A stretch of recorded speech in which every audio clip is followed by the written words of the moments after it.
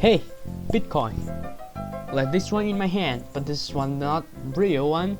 But the real one would be on someone's PC. But if I actually own a Bitcoin in my wallet, then I would get a pretty well paid by selling it right now.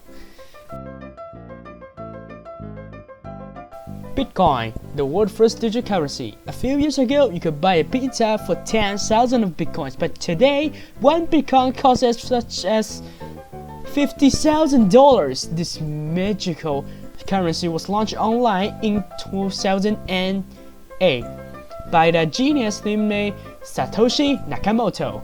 And soon after the build and operate through the effort of programmers all around the world, the Bitcoin system is online. The total stock of Bitcoin is about 21 million, so that the beginning of the price is quite low. Somehow, as more and more people participate into the Bitcoin trading, the price of one Bitcoin nowadays is incredibly high. This method of gaining Bitcoin is special. As a virtual currency, the access in the through use a hashing function calculating in accordance with the current system of random number. If you find this random number, congratulations! You will receive some Bitcoins. For efficient calculation, we need to use the CPU plus GPU methods that can calculate millions or even billions of times per second to obtain a large number of random numbers in line with the system to obtain Bitcoins. This behavior is commonly known as mining in China. This behavior takes a lot of CPU and GPU power because they have to do long hours of high-intensity computation. The digital currency has the characteristics that are different than traditional money. The Bitcoin coin is created by the address of your local network, and the private key you set by yourself at the same time. Your private key cannot be changed. So only you have the rights to access the account and manage the fund transactions within the account.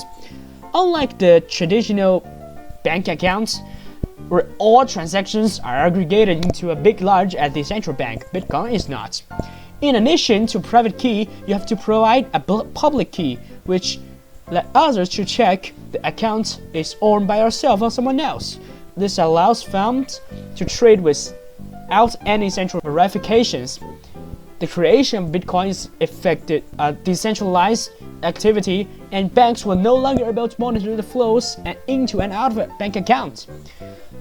Because the security of Bitcoin, a transaction in a user account is immutable unless two transacting parties are agreed to refund. As the time past use, the Bitcoin payments allowed is also increasingly recognized by the international community. The process of globalization will be accelerated if the people all around Europe are only using one type of currency.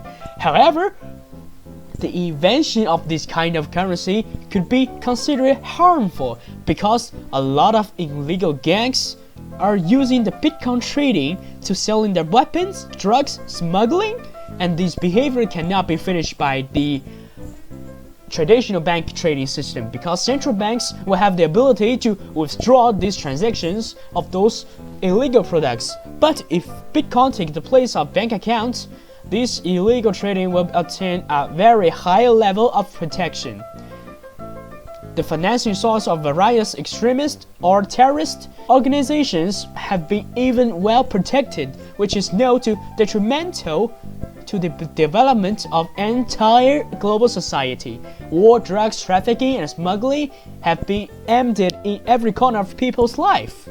Many people nowadays are willing to give up almost their existing assets to get into the Bitcoin mining or trading. If such as fundamental good like money can be digitized. And what about other physical human assets? Will they become virtual or not? Your data become malleable. Is virtualization the end of the human future? Perhaps the answer will be left to you to consider. For me, I'll be snacking set and holding well into the future. Thanks for listening.